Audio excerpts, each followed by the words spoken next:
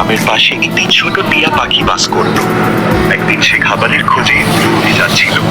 হঠাৎ সে মাটিতে পড়ে থাকা একটি অর্ধেক খাওয়া কমলা দেখে। কমলাটা পেয়ে টিয়া পাখি খুব খুশি হলো। সে একটি পাথরের উপর বসে অর্ধেক কমলা খেয়ে নিল। বাকি অর্ধেকটা সে নষ্ট না করে মাটির নিচে পুঁতে রাখলো। এরপর শুরু হলো তার পরিশ্রম। টিয়া পাখিটি প্রতিদিন দূরের নদী থেকে তার ঠোঁটে করে পানি এনে সেই মাটিতে ঢালতো। রোদ, বৃষ্টি কিছুই তাকে থামাতে পারল না।